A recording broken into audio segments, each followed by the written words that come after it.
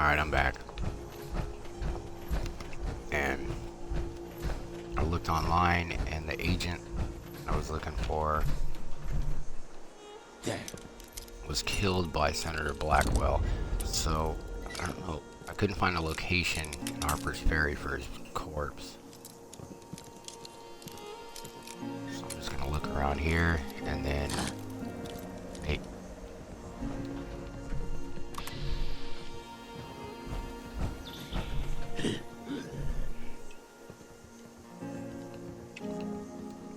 I'll look around here. Maybe find it. If not...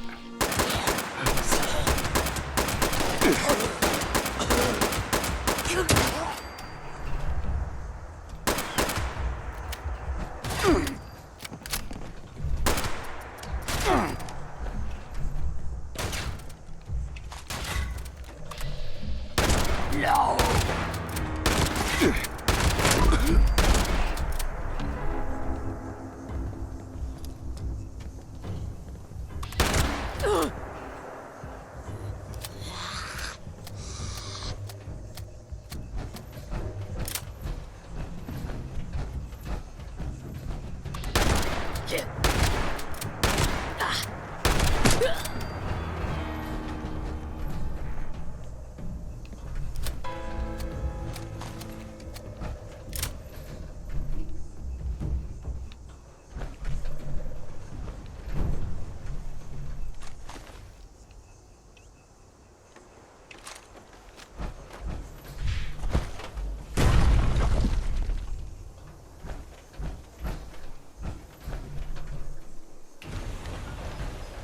Find something cool.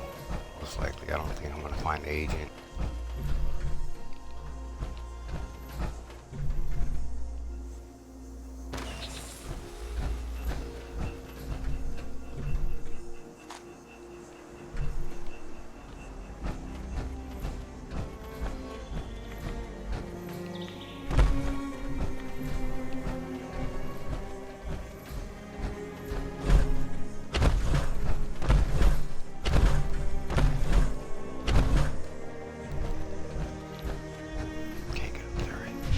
Spot.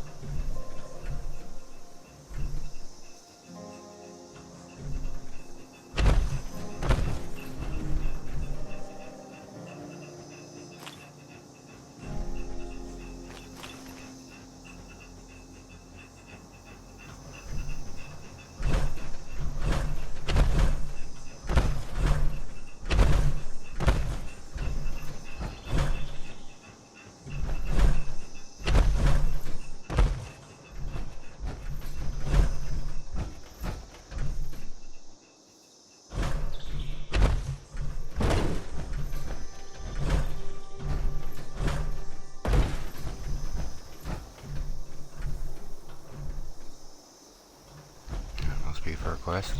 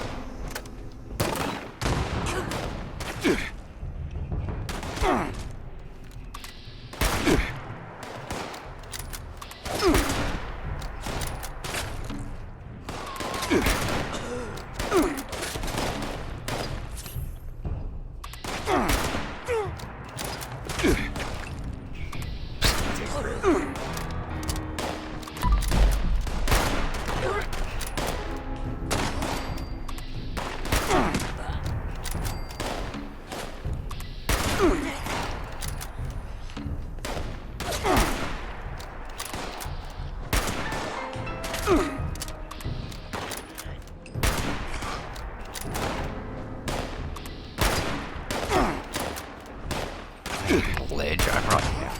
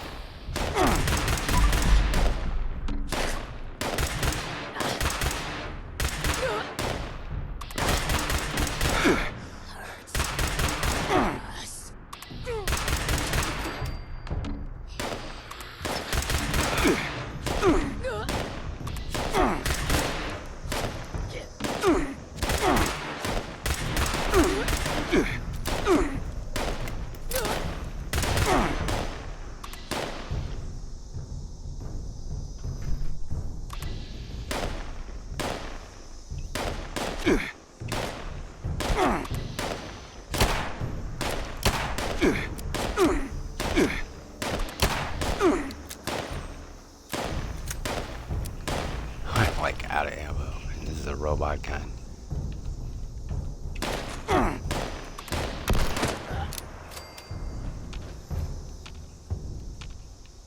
All dead?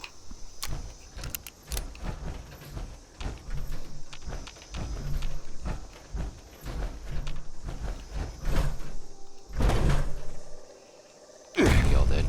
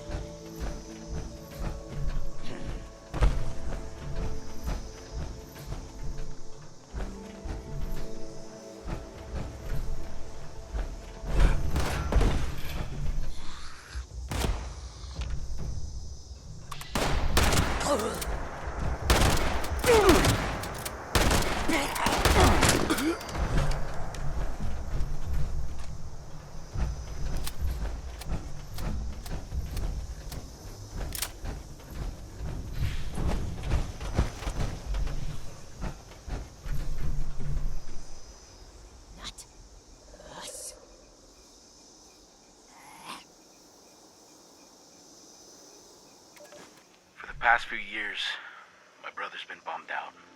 Like really sad, you know? Personally, I don't think he's ever recovered from watching the world end. Hell, I don't think any of us have. I tried to talk to him about it. They kept pushing me away and changing the subject.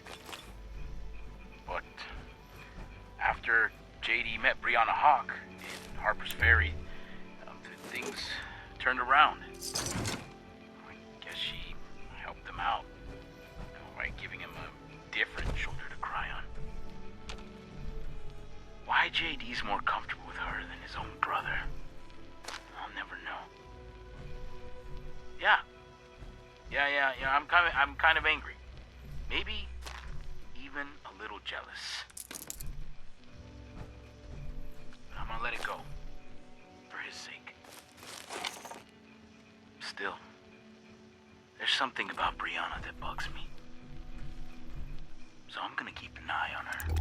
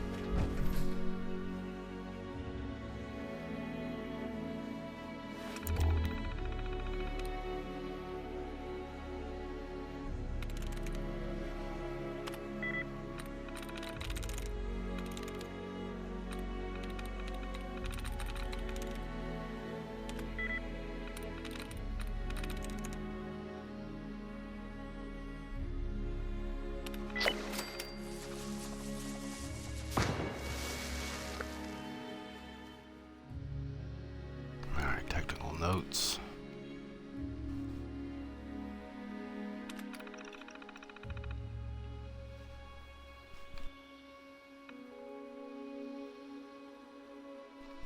Installing this Symptomatic at the clinic without being bombarded by questions from the staff has been difficult. So far, I've convinced everyone that Symptomatic is merely designed to make their life easier by taking blood samples, blood pressure, and body temperature quickly. Hyper accurate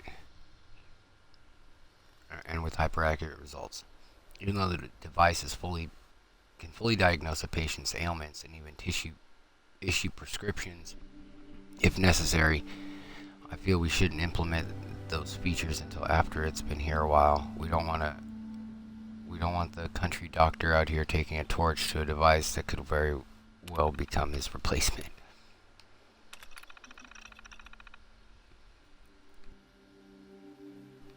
After a month of tinkering, I'm confident that the Symptomatic has been calibrated. Here are some of the issues and tips I ran into during the process. To avoid discomfort, the machine's rectal probe should be heated. And make sure you don't swap out the mouth probe for the rectal probe. It's been known to happen. The vocal synthesizer shouldn't exclaim bullseye every time it takes a blood sample. Liquid proof the device's housing in case of misses when taking urine samples. During measurement cycles, the blood pressure cuffs shouldn't completely sever the patient's limb. Oops. Looks like you're a lefty now. Most of these issues were quite minor, although I'm fairly certain that there will be a lawsuit pending against MedTech very soon.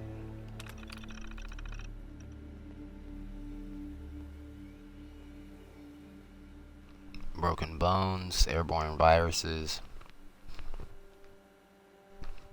lacerations. There doesn't appear to be anything the Symptomatic can't handle. We may have a rocky start. We may have had a rocky start, but the device is beginning to hit its stride. I'm glad that we decided to install the fusion batteries inside the unit, as the clinic lost power last night and the device was able to operate without interruption. It appears that we have quite a success on our hands. Symptomatic has been in the Harpers Ferry clinic for almost a year now, and it's outperformed all of our expectations. My fears that the machine would be seen as a threat to the staff's profession were wrong. I'm actually quite appreciative of the help. Even the clinic's doctor has taken a liking to the Symptomatic, likely because he no longer has to be on call 24 hours a day. How it success would be an understatement. It's my opinion, should begin a full rollout of this device immediately. And here comes the damn scorched.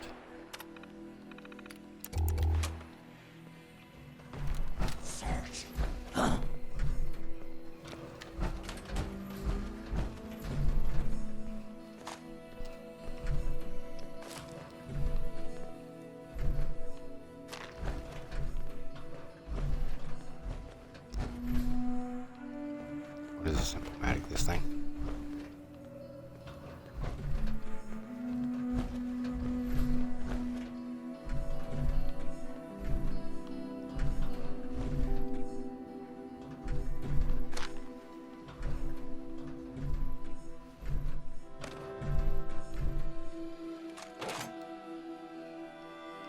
Gatling plasma.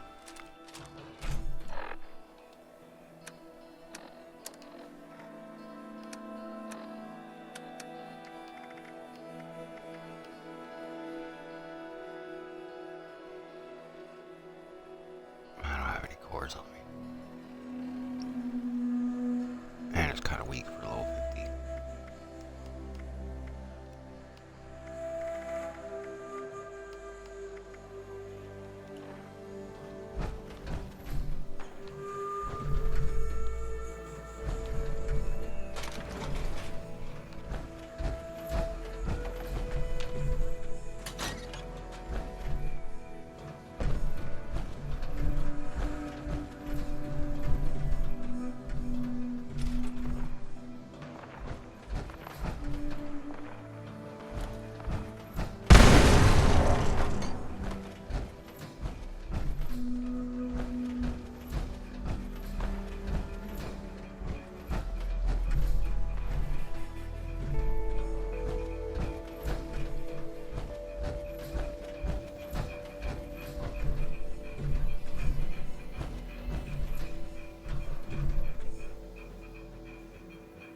Letter of resignation. Hey Ella, I know you were really excited for me to help work in the clinic, but I think it's time for me to officially quit. I can put electronics back together, no problem, but when it comes to people, I just don't have the stomach for it. So as we all witnessed the other day, since responders have stepped in, I truly believe I'm better off tinkering with radios. Abby. As Ella's configured. Open for business. I only got this clinic in decent shape. Was easy given the amount of patients we're already dealing with, but I had a lot of help from the survivors. I met a nice girl named Lucy who's been a big help. The mayor has even pitched in. And as an added bonus, Abby and Marty have been helping too. It doesn't really seem to be Abby's thing, but it's good to see her putting in the effort. Mirage told me she wasn't too keen on the idea of coming out here. Carson family. When commandeering this terminal, I found the following entry. As of May 23rd, the clinic was no longer shared with the Carson family. This includes Caleb, Elizabeth, and their children, Madeline and Max. You can refer them to Morgantown or Charleston. But due to their constant involvement with the Free States, our doors are closed to them. I just have no words to think the people have hated us this much, and now here we are, saving their lives. Vault 94. I was talking to Miranda at the clinic the other day, and she told me about having an ambassador for Vault 94, what she described, and what I can gather. I'm betting you anything. Some simple fools went out there, witnessed a Gek in action, and somehow messed it all up out of ignorance. It explains the second large explosion we felt after the bombs dropped, and how this mysterious fog came rolling out, which stirred up all this change. Can't even begin to scientifically theorize the effect it would have on an environment when properly utilized. Ghouls. Thoughts and pondering on things we call ghouls. First encounter. I saw and killed my first live ghoul today. There was no pride in it. The whole thing's got my mind all gommed up. When I examined the body, his human life was all I could see. I found a letter to his mama just rotting away in his pocket, a picture of his daughter, at least I assume, and an old locket around his neck. I mean, Jesus, is this what we're all heading for? I'm going to see if I can get in touch with Maria from the responders group. I'll see what she knows, and maybe we can learn more about it. Endless autopsies. I'm working with Maria Chavez a bit on these ghouls. There's no lack of bodies, although we steer clear of the glowing ones. I can only wonder, theorize on the circumstances that created these abominations. Body systems are mostly intact, some just barely, and others, like the immune system, I can't even speak for. The radiation in the systems may be their new immune system now. We've noticed some regenerative properties, especially when glowing ones are present, so I can only speculate that radiation has made some severe changes to their cells. Sentient ghouls? Talked to a few survivors today about the idea of sentient ghouls. Had a man half off his rocker claiming he heard one of them talk. But of course he shot her first chance he had. Can't really blame him, but if something's talking to you, you may want to try listening next time. For all he knows, she could have been a survivor just like him, covered in swamp mud. But old Terry's story brought out a few more from people who thought they may have heard a ghoul or two say a few things that made sense. Most with the same knee-jerk reaction. Went and told Duncan if he has any run-ins with some chatty ghouls to see if he can either catch one or at least bring me the body. Daniel Whitby. Today we got our first definitive proof that a ghoul could be, for lack of better words, friendly. One of the local boys, Daniel Whitby, was sick.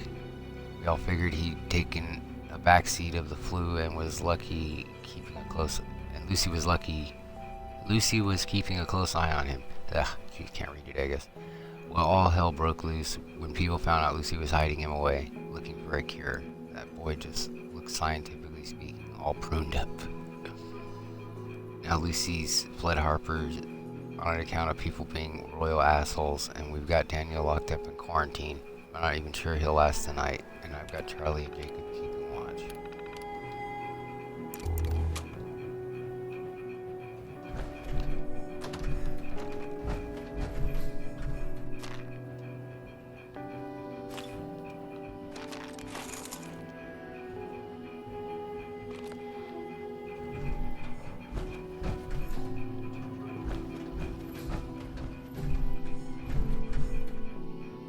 Lydia's journal, page 24. I can't do this. Connor came in today with a torn off leg. Jesse said a gulper got him. I mean, what the hell even is that? There was so much blood and we couldn't even save him. Ella said he'd already lost too much by the time they got him here, but they did all they could. Connor was my age. He didn't have a bunker to stay safe in during the war. He was a fighter, but it wasn't enough. Really knew this would be enough.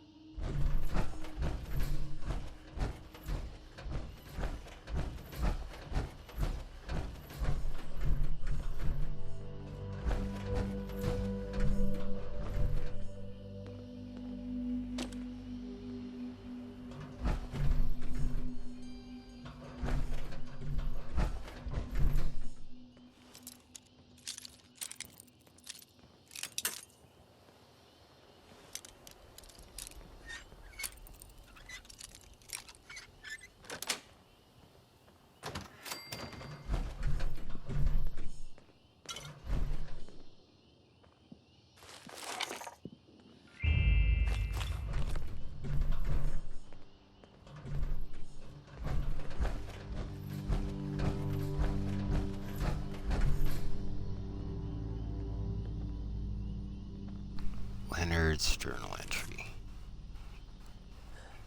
There's a lot of talk around town about the physical changes that are happening to Daniel Whitby. Some folks are calling him a monster and want to kick him out of Harpers Ferry. Others say those 2 responders that showed up should be given the time to help him out. Honestly, I don't know the right answer, but what I do know is whatever's happening to Daniel could already be happening to all of us. Not because of him, but because of what the war did to our world. For all we know, all of mankind may end up like poor Daniel. Honestly, we have no one to blame but ourselves.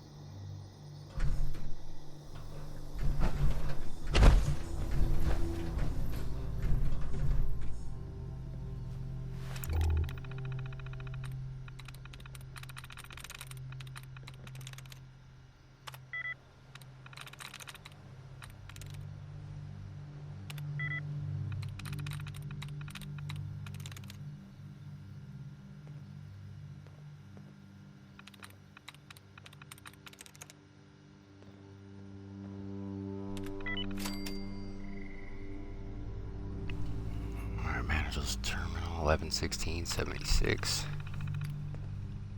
Sales at the shop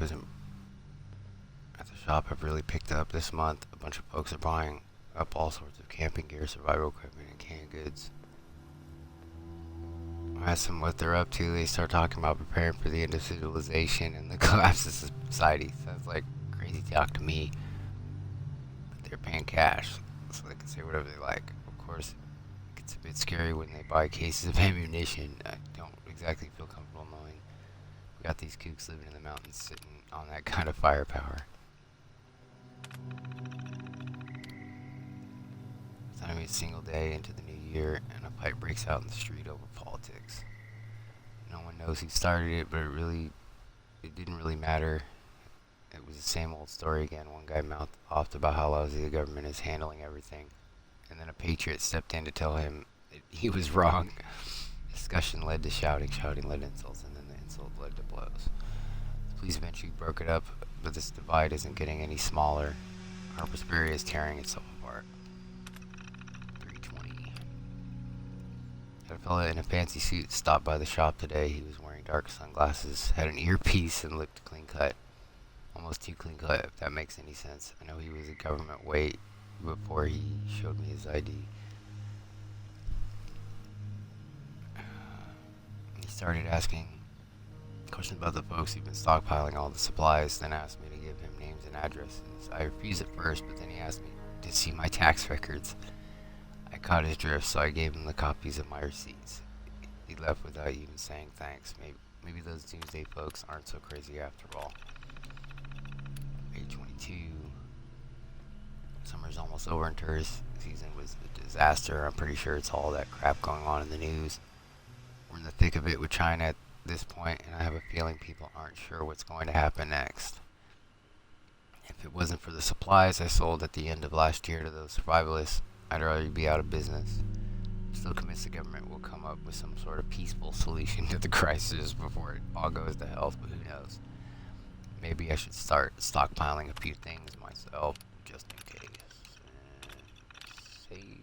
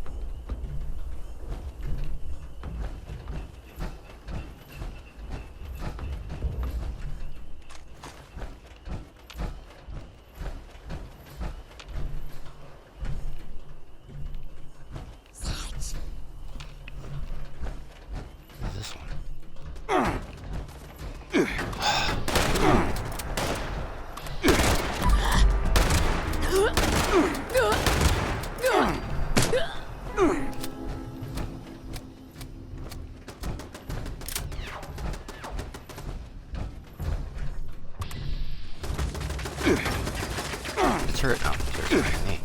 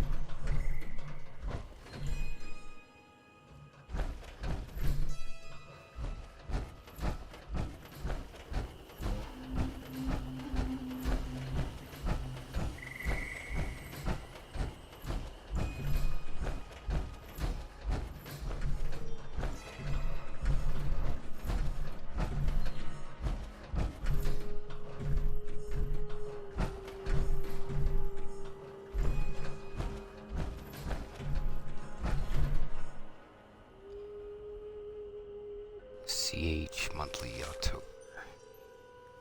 Cryptid Hunter Monthly. It's time to spring into a new season of cryptid hunting. Rain or shine, our vigilant readers continue to report new sightings and insights for this month's special edition newsletter.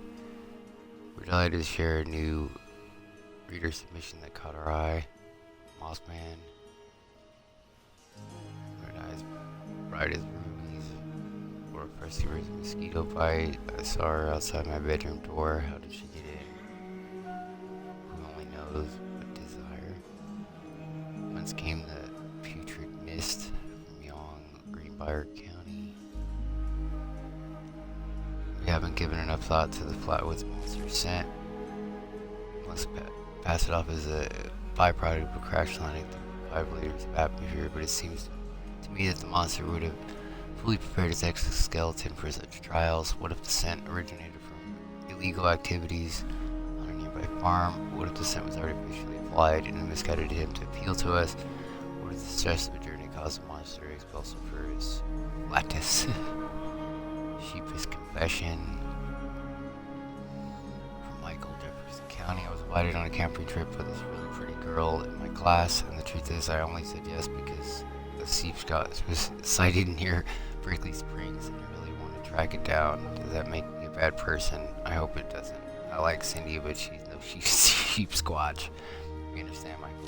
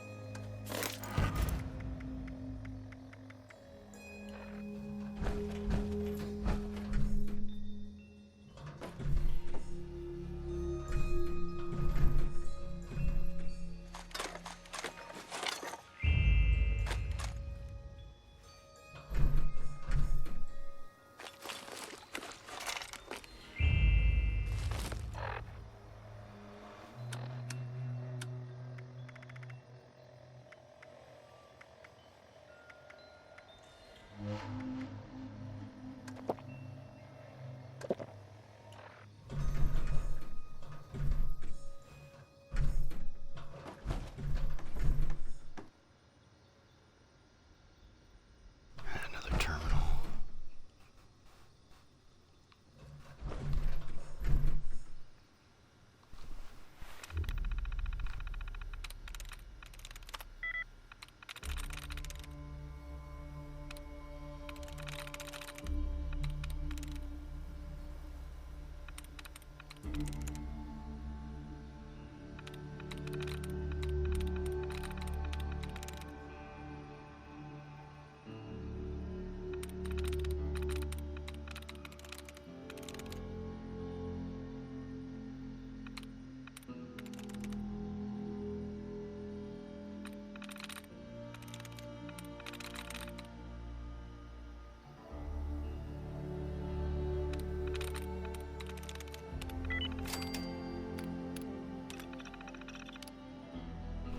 Survival. This is the mayor, I guess. I have no idea how long it's been since the nuclear attack, but it feels like a lifetime. We're losing more people each day, but it's worse now. At first it was just radiation and injuries. Now we have to worry about other people that want to take what little we have. And the surrounding forest and swamp area grow more deadly with each passing day. Vault 94. Recently we had our first ray of hope. An ambassador from Vault 94 arrived. She had real food and said the vault had enough supplies to establish a farm that could feed us all. I sent a group to check out her story when I should have gone myself. Those fools. I'm not sure what they did, but it wasn't long before we heard the explosion and the earth shook. Vault 94 and all its promises were destroyed, and now a strange cloud emanates from the the entrance, wafting down into the surrounding forest. Done. Free states. Quaid that he caught a glimpse of none other than Rayleigh Clay outside of his bunker. Or Riley or whatever. He said he was armed with a shotgun, so he didn't want to approach, but looks, as he put it, healthy as a horse. May have shunned Clay and his Free States movement, but if I'm going to put the people here first, he may be our best bet. He and his people prepared for this very situation for years. If anything, perhaps he'll at least accept an apology.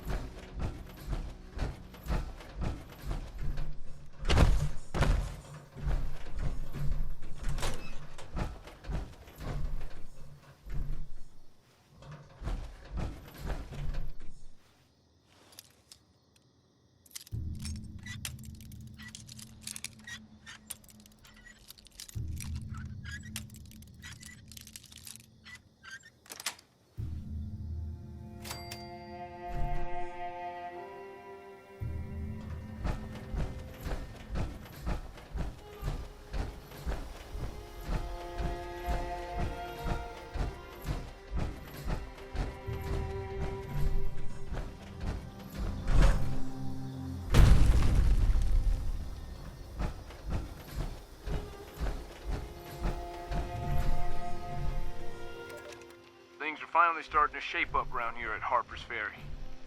We got a lot of defenses up and running, a real perimeter, and people taking lookout shifts. Nearish is working on some new contraption to help with these brutal storms that sweep through. He said they could filter the air or something. And Ella's got a decent clinic set up with the help of the responders. Makes me feel like maybe Riley was right. We can have a real go at this. And some of these survivors prove they aren't completely worthless, too. One guy, Duncan, turned out to be a decent hunter. And another gal, Kendall. Oh, shit. She's a better shot than me. Still, you look at these people struggling here and just think, you bastards had your chance. We practically spelled it out for you. You just turned your noses up and called us crazy. Bunch of idiots.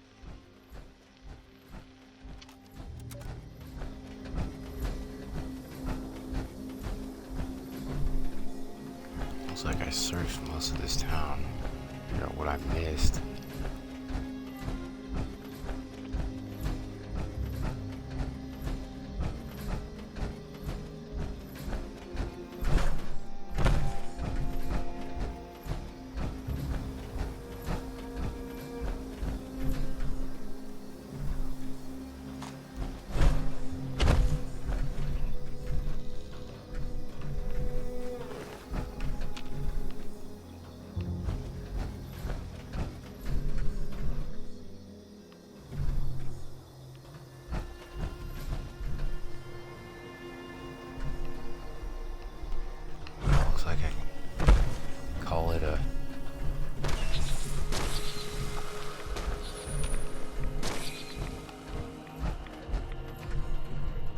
episode.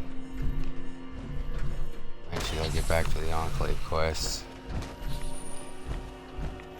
Finish up the promotion stuff.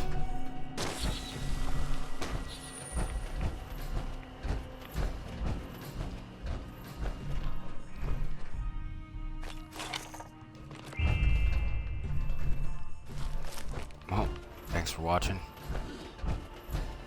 Back next time when I got some more quests to do in between trying to do stuff for the Pioneer Scouts and getting my Enclave rank up. See you next time.